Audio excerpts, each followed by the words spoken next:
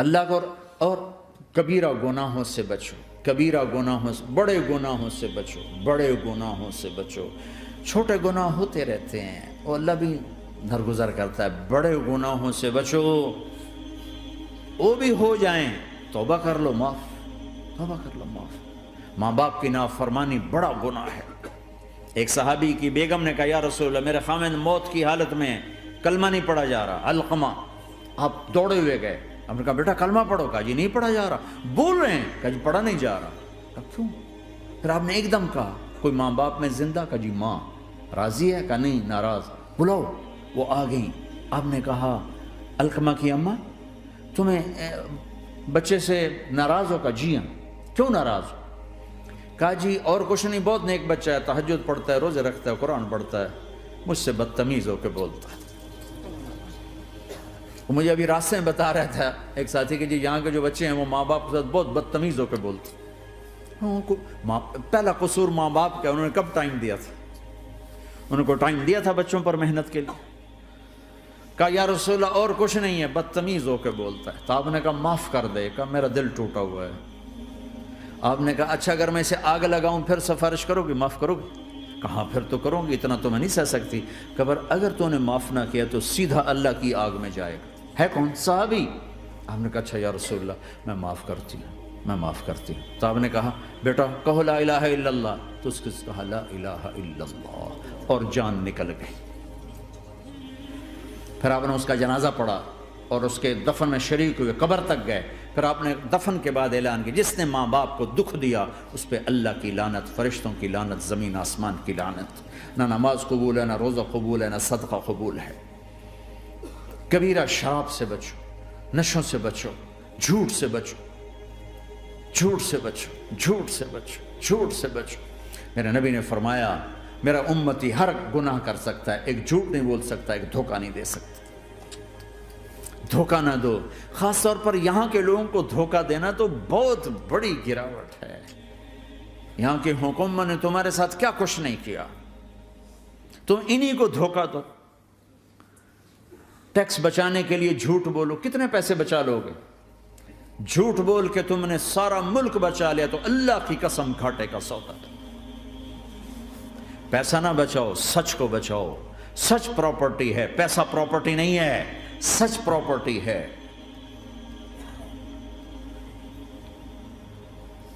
ہمارے ملکوں میں تو لوگ ٹیکس نہیں دیتے کہ حکومتیں کچھ لگاتی ہیں کچھ کھا جاتی ہیں، یہاں تو سارا تم پہ لگاتے ہیں۔ کیوں جھوٹ بولتے ہو؟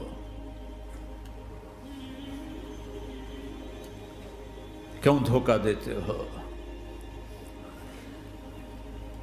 احسان دانش کی کتاب زندگی میں ایک واقعہ میں نے پڑھا کہ جب انگریز کی حکومت تھی ہندوستان پہ تو ایک دلی میں ایک گرو تھا جو جیب کترا تھا، اس کے آگے چیلے تھے جو جیب کاٹ کے کمائی دیتے تھے۔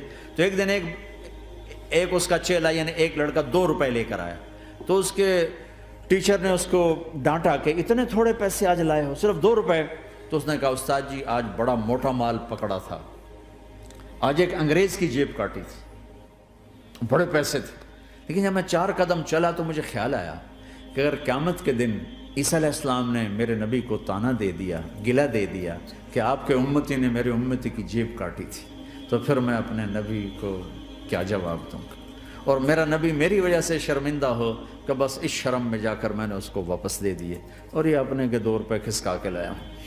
تو وہ گرو نے اس کو 10 روپے انعام دیا، کہ بیٹا یہ تیرا آج کا انعام ہے کہ تو نے خوب کیا۔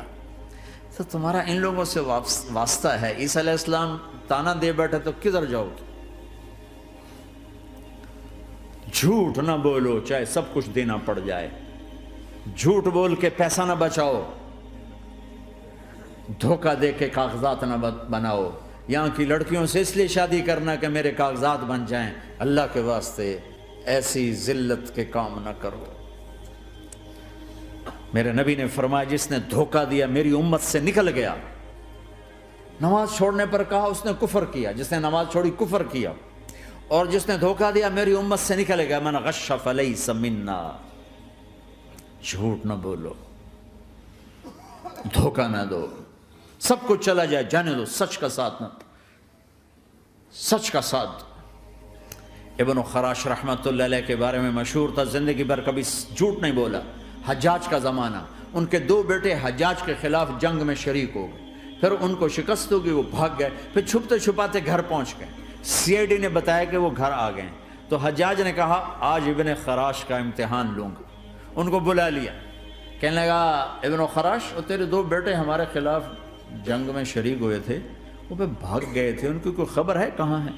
تو انہوں نے مسکرا کر فرمایا کہ حجاج، زندگی موت تو اللہ کے ہاتھ میں، گھر آ چکے ہیں، گھر میں ہیں، ابھی وہیں چھوڑ کے آیا ہوں۔ تو حجاج نے کہا تیرے سچ پر تیرے بیٹے تجھے ہدیہ کرتا ہوں، اگر تو جھوٹ بولتا تیرا سر بھی اڑا دیتا، تیرے بچوں کا سر بھی اڑا دیتا، تیرے سچ پہ تجھے تیرے بیٹے تحفہ دیتا۔ مسلمان جھوٹ نہیں بولتا، چند پاؤنڈ کی خاطر تم کاغذات میں ہیرا پھیری کرو، ڈرو اس دن سے جس دن اللہ کے سامنے کھڑا ہونا ہے۔ یہاں کے پیپر بنانے کے لیے یہاں کی لڑکیوں کو دھوکہ دو، ڈرو اس دن سے جس دن اللہ کے سامنے کھڑے ہونا ہوگا۔ عیسیٰ علیہ السلام کا تانا اگر گلا آ گیا نبی کو تو کدھر جاؤ گے؟ سچ کے ساتھی بنو، سچ کے ساتھی بنو، سچ کے ساتھی بنو۔ ٹیکس دینا پڑے دو، دینو، تم پہ خرچ ہوتا ہے۔ ایک طرف 4 پیسے ہیں، ایک طرف سچ ہے، کہ مسلمان سچ بولتا ہے، جھوٹ نہیں بولتا۔ ایک دفعہ سہارنپور میں جھگڑا ہو گیا، ایک جگہ تھی ہندوؤں کی، مسلمانوں نے قبضہ کیا ہوا تھا، تو ہندوؤں نے کیس کر دیا، انگریز کا زمانہ تھا، عدالت میں۔ وہ مسجد بنانا چاہتے تھے، ہندو مندر بنانا چاہتے تھے، تو دونوں طرف بات تپی ہوئی، تو آخر وہ جج نے کہا بھائی کوئی ایسا آدمی ہے، ہندوؤں سے کہا، جو گواہی دے دے تو اس کی گواہی تم قبول کر لو گے؟ اور مسلمانوں سے بھی پوچھا، تو ہندوؤں نے کہا جی ہاں، مفتی مظفر حسین صاحب اگر گواہی دے دیں کہ زمین مسلمانوں کی ہے تو ہم دے دیں گے۔ تو مسلمان بڑے خوش ہو گئے، مفتی مظفر تو آخر مسلمان ہے تو ہمارے حق میں گواہی دے گا، تھا ان کا قبضہ ناجائز۔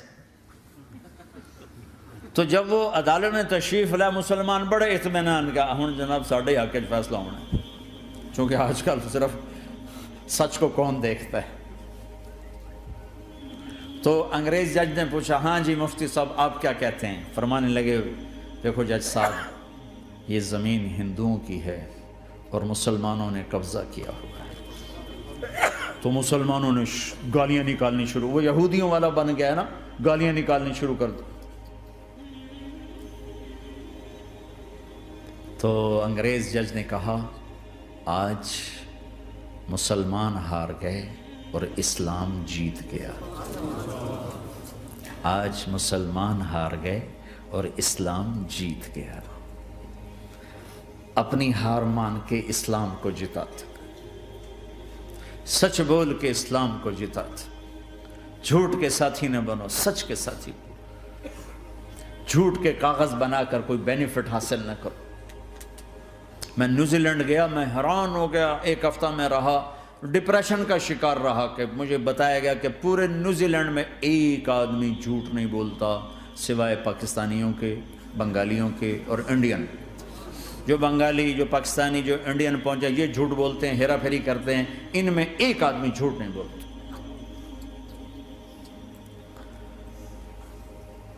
سچ تو ایک عالمی صفت ہے، جو اللہ کو نہیں مانتا وہ بھی کہتا ہے سچ بہت اعلیٰ چیز ہے۔